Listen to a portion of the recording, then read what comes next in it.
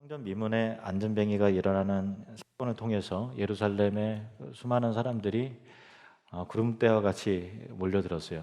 날마다 성전에 드나들면서 오랫동안 거기서 앉아서 구걸하는 그 거린을 다 알고 있었던 터라 그 사람이 고침을 받았다는 그 소식이 삽시간에 퍼지고 그래서 몰려들었고, 베드로는 그 기회에 솔로몬 행각에서 담대히 하나님 말씀을 전했습니다. 베드로의 설교를 통해서 하나님께 영광을 돌리며 주님 앞으로 돌아온 사람들이 남자만 5천 명 정도 되었다라고 하니까 정말 놀라운 부흥의 역사가 아닐 수 없습니다.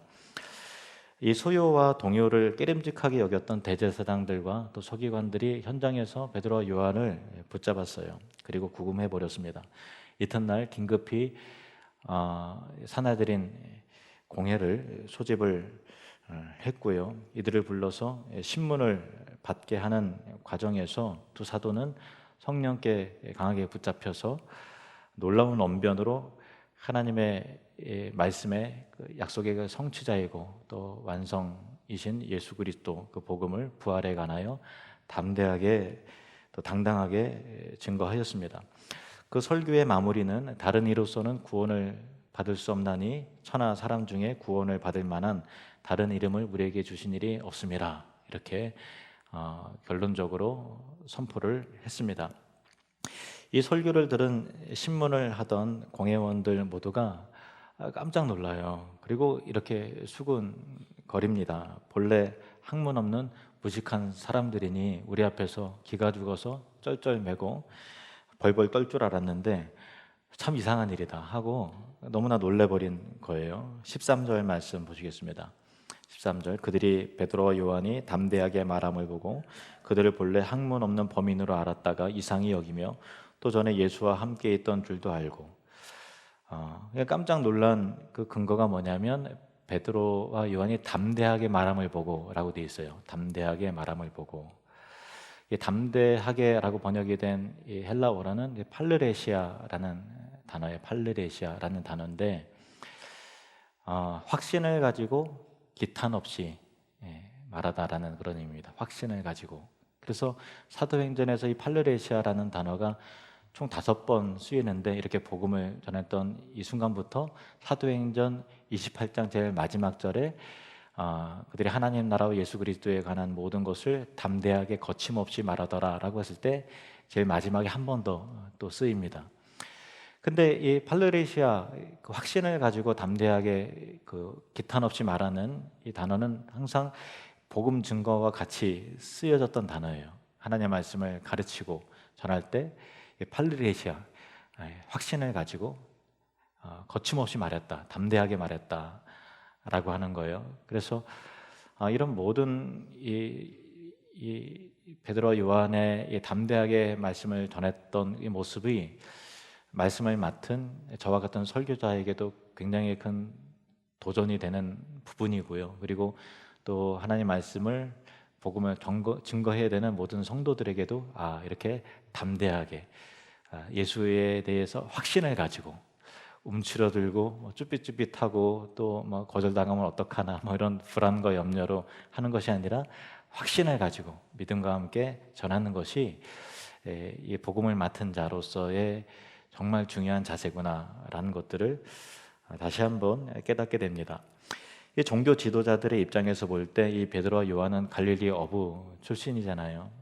그리고 랍비의 정규 과정을 배운 적도 없을 거고, 또 서기관들이 치열하게 이 율법을 공부하면서 그렇게 이력을 쌓은 그런 것도 아닐 텐데, 그냥 예수와 함께 있었던 시골 출신들인데 이렇게 놀라운 말씀의 선포가 그를 통해서 어떻게 가능하냐, 이게 너무나 놀라버린 거예요. 진짜 깜짝 놀란 거예요. 어떻게 이런 일이 있을 수 있을까?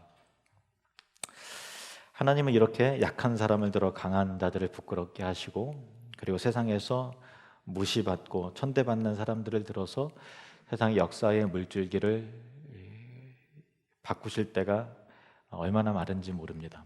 대표적으로는 미국의 지금부터 한 100 몇십 년 전에 미국의 유명한 대부흥사 D.L. 무디 목사님 같은 경우, 그렇죠. 그는 구두방의 구두 수선공이었거든요.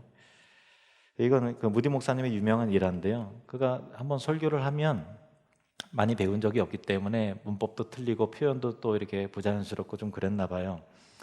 그래서 어떤 사람이 사명을 가지고 목사님의 설교는 이건 틀렸고 또 문장이 이거는 오류가 있고 또 이거는 적합하지 않고 그런 것들을 나름대로 열심히 원고에 적어서 설교가 끝나면 목사님 실에 이게 맞다고 이게 항상 매주마다 그 원고를 가지고 오는 성도가 있었다고 그래요. 그 제가 아는 어느 목사님도 교회에 그런 성도가 있대요. 그래서 한 달에 한두 번 목사님 설교의 표현은 이게 부족하고 또 주보에 이거는 이제 오타가 났고 등등 이렇게 그를 진짜 사명처럼 여겨서 한 달에 한두 번은 메일을 꼭 보내시는 분이 있다고 그래요. 그래서 저는 난 행복한 목사다. 우리 교회 성도들은 아무도 저에게 이렇게 메일을 마음속으로는 생각하시겠지만 그래도 실행에 안 옮기시고 메일을 안 보내주셔서 참 감사하다는 생각을 했습니다. 무디 목사님이 그 사람이 계속 그러니까 얼마나 스트레스가 됐겠어요. 매주일마다. 그러니까 그 사람에게 하루는 이렇게 얘기했다 그래요. 저는 배움도 짧고 말도 어눌해서 좀 부족합니다. 그런데 선생님은 많이 배우셨고 또 말이 청산유수처럼 잘잘잘 나오고 그 깊은 학문과 언변으로 그런데 몇 사람이나 얼마나 많은 영혼을 하나님께 인도했습니까? 이렇게 물었대요. 그게 부끄러워서 다시는 무디 목사님에게 그렇게 하지 못했다고 합니다. 이 공회원들이 베드로와 요한이 하나님의 말씀과 예수 그리스도의 부활을 전하는 그 담대함에 너무 놀란 것이고 그리고 실질적으로 자기도 알죠. 정말 이 평생 동안 성전 이 미문 앞에서 구걸하면서 걷지도 못하는 그 안진뱅이를 자기들도 드나들면서 당연히 알 거 아니겠어요. 근데 그가 건강하게 예수 이름으로 고침을 받아서 우뚝 서서 그 앞에 증인으로 딱 서 있는 모습을 볼 때 그 증인이 있고 증거가 있는데 뭐라고 그러겠어요. 그러니까 이 예수님의 부활에 대해서 뭐라고 반박할 말이 없는 거죠. 그러니까 얼마나 궁색해진지 몰라요. 그래서 일단 사도들을 잠깐 나가 있으라 하고 밖으로 내보낸 다음에 공회원들끼리 이거 어떻게 하면 좋냐 하고서 머리를 맞대고 논의를 하는 거죠.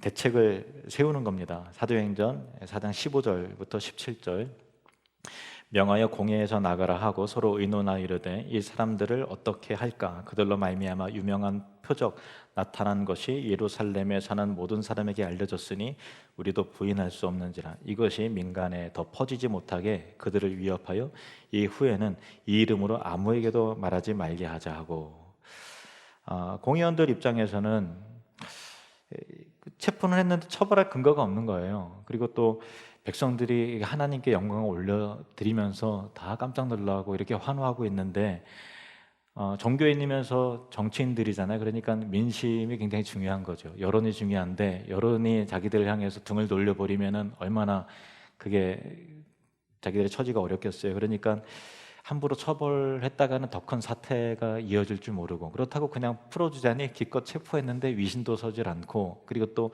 잠재적인 자기들의 위치를 위협할 수 있는 정말 그 다이너마이터와 같은 그런 사람들이잖아요. 그러니까 놓아줄 수도 없고 처벌할 수도 없고 이러지도 못하고 저러지도 못하는 그런 형국이 된 것입니다. 그래서 그들을 다시 불러서 위협하면서 다시는 예수님의 이름으로 예수의 이름으로 말하지도 말고 가르치도 말라고 엄포를 놓았어요.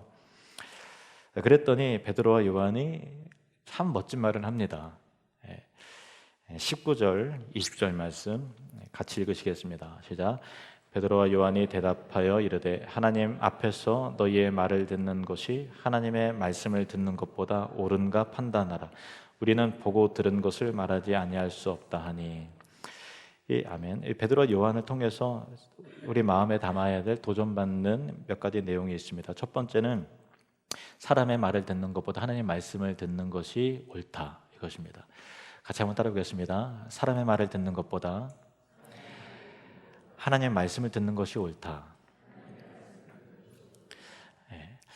당시 사내들인 공회원은 그 종교 지도자들인데 최고의 이스라엘 의결 기관이었어요. 그러니까 우리 인식대로 접근을 해서 이해하기 쉽게 말하면 국회의원들이에요. 그러니까 국회의원들이 얼마나 권세가 있고 법으로 이 사람을 형통하게 할 수도 있고 한 집단과 인생을 꼬여버리게도 만들 수 있는 그런 세상적인 지위와 권세가 결정권이 있는 행정력이 있는 사람들이잖아요. 그러니까 그 위세가 얼마나 당당하고 그랬겠어요. 권세가 있는 사람들이죠. 그래서 공회원들이 두 사도를 잡아서 도대체 누구 이름으로 무슨 권세가 누구 이름으로 이 일을 행했냐 이렇게 묻는 것이 우리는 허락한 적이 없는데 누굴 믿고 까불고 있는 거냐라고 이제 업신여기는 마음으로 깔보는 투로 말하는 것이죠. 근데 베드로와 요한이 진리를 깨닫고 나니까 영원한 하나님의 말씀의 진리 그리고 부활하신 예수님을 만나고 나니까 이 세상 최고 권세자는 사람이 아니라 만왕의 왕이신 역사의 주관자는 하나님이시라는 것을 지식으로 한 게 아니라 진짜 강하게 아는 거예요. 그러니까 그렇게 담대해지는 거죠. 또 우리는 예수를 믿고 우주의 주관자가 하나님이시라는 걸 알지만 참 우리는 이런 연약함이 있는 것 같아요. 당장 나에게 손해를 끼치고 또 금전적으로 좀 이렇게 어렵게 만들 수 있고 또 이익을 갖다 줄 수 있는 사람의 눈치를 참 신경을 많이 쓰고 눈치를 많이 보죠. 그런 사람들을 두려워하지 않습니까? 참 그렇게 그런 이 세상의 힘에 대해서 우리는 의식하고 두려워하는 연약함이 있습니다. 물론 베드로와 요한도 처음에 그랬어요. 그런데 성령 충만함을 받은 다음에 정말 달라졌어요. 이런 변화가 저와 여러분에게 있길 원합니다. 하나님의 말씀이 진리라는 것을 경험한 이후에 정말 달라진 거예요. 그들은 역사와 생명의 주인이시며 우주의 최고 권위자이신 하나님만을 두려워했습니다. 하나님만을. 이게 중요해요. 하나님만을 두려워했어요. 하나님만을 두려웠다는 얘기는 뭐냐면 이 세상에 있는 것들은 다 유한한 것이고 지나갈 것이고 또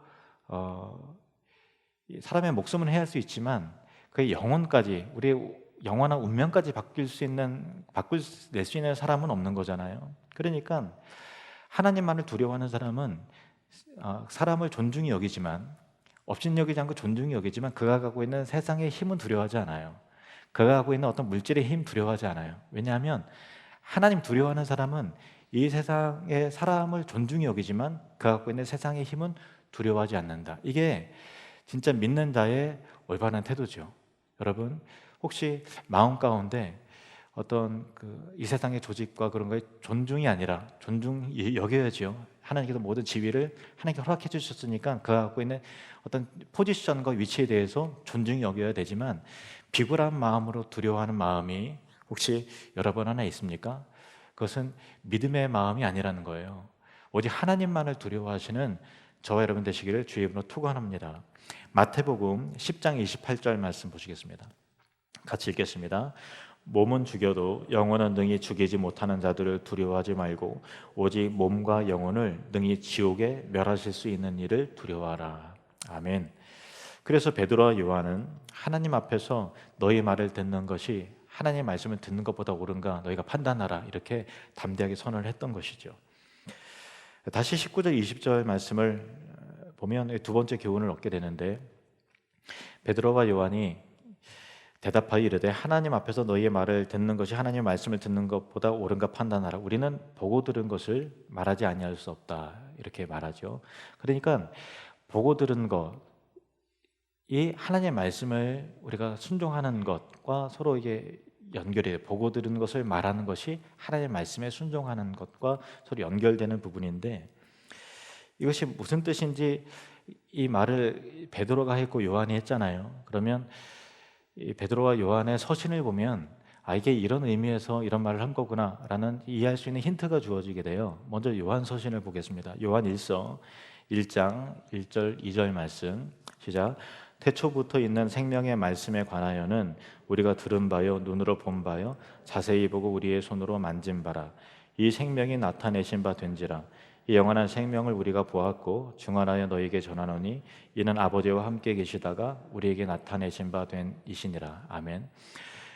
요한이 우리가 들은 바요 눈으로 본 바요 자세히 보고 우리 손으로 만진 바라는 것은 누굴 말하는 거냐면 예수님을 말하는 거예요. 근데 예수님을 단도직입적으로 눈으로 우리가 봤고 자세히 보고 우리 손으로 만졌다라고 얘기하지 않고 태초부터 있는 생명의 말씀에 관하여는 이런 거예요. 그러니까 말씀이신 하나님이 육신을 입고 이 땅에 오셨는데 그 하나님의 말씀을 우리가 눈으로 보고 직접 만지고 했다는 거예요. 그러니까 하나님의 말씀의 완성이, 계시의 완성이자 성취자이신 예수 그리스도께서 이 땅에 오셨을 때 살아계신 하나님의 말씀을 우리가 보고 듣고 경험하는 그 신앙의 관점으로 이 요한이 말하고 있는 것이죠. 그래서 베드로, 요한이 보고 들은 것을 말하지 아니할 수 없다라고 하는 것은 그 말씀이신 예수님을 우리가 경험했다라는 거예요. 이 부활하신 예수님, 그 말씀대로 부활하신 예수님을 그대로 경험했다라는 것이죠. 하나님 말씀이 영원한 진리라는 것을 경험했다라는 것을 보았다, 또 들었다라는 표현을 하고 있는 것이죠. 그렇게 분명히 그 말씀이 진리라는 것을 예수님을 통해서 분명히 확인했는데 어떻게 그것을 우리가 경험한 것을 안 경험했다고, 분명히 본 것을 보지 않은 것처럼 어떻게 이렇게 속일 수 없다, 거짓 증언할 수 없고 우리는 본 것을 보았다고 말할 것이고 들은 것을 들었다고 들은 대로 말할 것이다 라고 하고 있다는 것입니다. 신앙생활에 있어서 가장 중요한 것은 예수님을 보고 듣는 것입니다. 다시 말해서 예수님을 날마다 경험하는 삶을 살아가는 것이 신앙생활이에요. 그러니까 어떤 예수님에 대해서 배웠어요. 또 어떤 마음의 지식이 쌓였어요. 물론 그것도 신앙생활의 부분이지만 더 중요한 것은 그 말씀을 날마다 경험하는 거예요. 오늘도 살아서 역사하시는 그 부활하신 예수님을 나와 동행하시고 나를 사랑하시고 나를 말씀으로 때로는 책망도 하시고 말씀을 위로하시고 우리를 질병을 때로는 하나님께서 고쳐주시고 능력으로 보호해 주시는 그 하나님을 날마다 경험하는 삶을 사는 것이 그게 바로 신앙생활이죠. 저는 며칠 전에 112명 코로나 그 바이러스를 다 음성 때 이거는 그냥 정말 재수가 좋다 이 관점으로 볼 게 아니라 저는 부활하신 주님을 우리는 그럴 때 만나는 거죠. 하나님께서 우리를 정말 사랑하시고 보호해 주시는구나 라는 것들을 우리는 정말 깨닫게 되는 것입니다. 그러면 베드로와 요한은 여러 사도들은 실제로 예수님을 만남으로 보았고 들었다라고 말하고 있는데 우리는 어떤 면에서 보지도 못한 예수님을 어떻게 경험할 수 있냐라고 이렇게 반문할 수도 있겠죠. 그런데 여러분, 이 안진뱅이도요, 이 고침을 받은 안진뱅이도 사실 예수님을 직접 보고 경험한 게 아니었어요. 물론 예수님께서 공생의 기간 동안에 자주 성전에, 예루살렘 성전에 드나드셨을 때는 멀찍이 보았을 가능성이 있습니다. 그러나 그가 직접 예수님의 경험을 통해서 이렇게 치유받은 건 아니잖아요. 이 순간 직접 경험한 건 아니에요. 그러나 베드로와 요한을 통해서 그가 그의 예수 그리스도의 이름을 믿고 고침을 받았을 때 부활하신 예수님의 사랑과 능력과 구원을 그는 경험한 거예요. 예수님은 오늘도 나의 죄를 깨닫게 하시고 회개케 하시고 우리에게 구원을 말씀하시고 우리의 양심을 자유케 하시고 말씀으로 격려하시고 새롭게 하시는 경험할 수 있는 그 예수님으로 우리와 함께 계시다는 것을 믿으시길 바랍니다. 예수님은 날마다 여러분과 동행하십니다. 그 예수님을 날마다 경험하는 삶이 바로 신앙생활인 것입니다. 이에 대하여 베드로는 후에 그의 서신에서 이제 요한 서신을 보았으니까 베드로도 우리가 보고 들은 것을 말하지 않을 수 없다. 베드로가 그렇게 말했죠. 그의 서신에서 예수님을 직접 만나고 보지 못한 성도들에 대해서 이렇게 말하는 것을 볼 수 있습니다. 베드로전서 1장 8절에서 9절 말씀입니다. 베드로전서 1장 8절 9절 시작. 예수께서 너희가 보지 못하였으나 사랑하는도다. 이제도 보지 못하나 믿고 말할 수 없는 영광스러운 즐거움으로 기뻐하니 믿음의 결국 곧 영혼의 구원을 받음이라. 아멘. 예수를 너희가 보지 못하였으나 사랑하는도다. 처음에 초대교회가 형성됐을 때는 예수님을 본 사람들이 많이 있었겠죠. 그런데 시간이 지남에 따라 사도들과 몇몇 사람들 외에는 예수님 보지 못한 사람이 점점 많아지는 거예요. 심지어는 점점 10년, 20년 세월이 지날 때는 베드로와 여러 사도들도 직접 보지 못한 성도들이 많이 있죠. 편지를 통해서 바울을 만나는 것이고 이런 서신을 통해서 베드로를 경험하게 되는 것이지 직접 만나고 경험하고 하는 사람들이 점점 세월이 지남에 따라 없어지는 것 아닙니까? 그래서 베드로는 초대교회 성도들을 향해서 그들이 실제로 예수님을 만나지 못했지만 믿음으로 주님을 경험하고 사랑을 경험하고 기뻐하고 또 이 지나갈 세상을 바라보는 것이 아니라 영원한 하나님 나라를 소망하면서 기뻐하는 그 믿음을 그것이 바로 믿음이다 하면서, 그것이 바로 구원을 얻는 믿음이다 하면서 격려하고 칭찬하는 내용의 편지를 지금 쓰고 있는 것이죠. 그들은 믿음으로 기뻐하고 공동체 안에서 그들의 삶 속에서 주님의 사랑을 경험하고 주님의 은혜를 누렸던 것입니다. 예수님은 믿음으로 경험하는 것입니다. 예수님은 보고 듣는 것입니다. 주님을 경험하는 삶에 있어서 가장 중요한 것은 뭘까요? 하나님의 말씀입니다. 베드로는 이어서 이렇게 말합니다. 베드로전서 1장 23절 말씀, 베드로전서 1장 23절 시작. 너희가 거듭난 것은 썩어질 씨로 된 것이 아니요 썩지 아니할 씨로 된 것이니 살아있고 항상 있는 하나님의 말씀으로 되었느니라. 아멘. 그들은 하나님의 말씀으로 거듭나고 하나님의 말씀을 통해서 예수님의 사랑을 알게 되고 말씀을 통해 역사하시는, 지금도 살아 역사하시 부활하신 주님을 날마다 만나고 경험하는 삶을 살아가는 것이죠. 그것이 저와 여러분의 믿음의 삶인 줄로 믿습니다. 이 사건을 통해서 회심한 5천 명의 사람들도요, 하나님께 영광을 올려드렸어요. 대부분 예수님을 직접 만나지 못한 사람들이었을 것입니다. 그러나 베드로와 요한의 설교를 통해서, 그리고 하나님의 권능의 안진뱅이가 일어난 그 사건을 통해서 그들은 살아계신 하나님의 능력을 경험하고 부활하신 예수님을 체험하게 되었다라는 것입니다. 그리고 그들은 부활하신 예수님을 경험함을 통해서 새로운 공동체로, 새로운 생명의 삶을 살아가기 시작했어요. 그게 바로 초대교회 역사예요. 사도행전은 복음으로 변화된 삶의 역사인 것입니다. 복음이 임하면 반드시 삶의 변화가 나타납니다. 다시 한번 19절, 20절 말씀 보실까요? 세 번째 교훈을 찾아봅시다. 19절, 20절.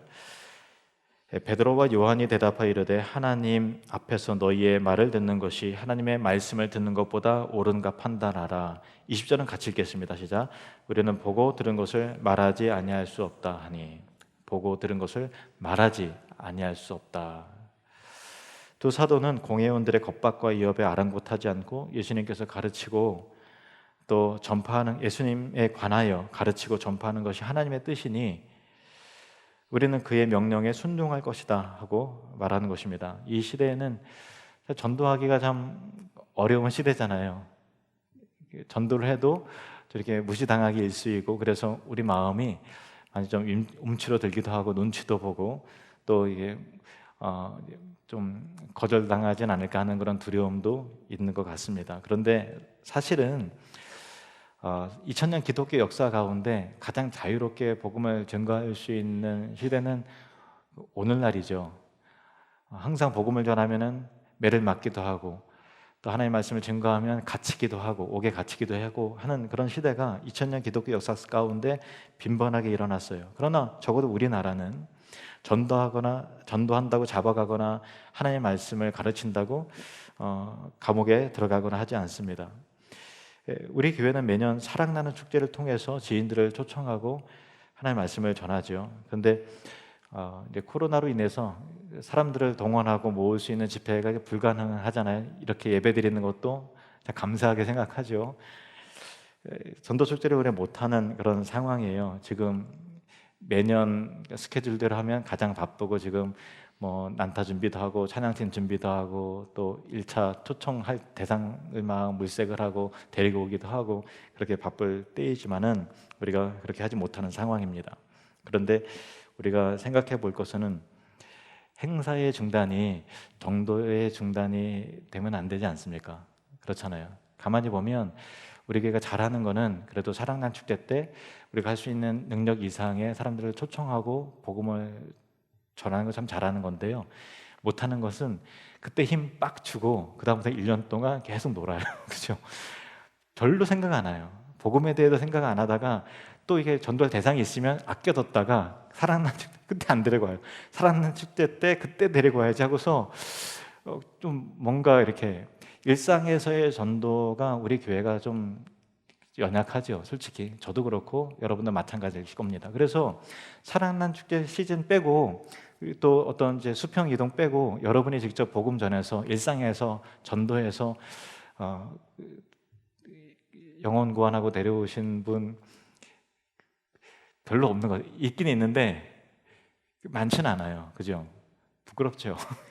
우리가 하나님 앞에 그냥 부끄러워야 될 그런 부분입니다. 디모데후서 4장 2절 말씀.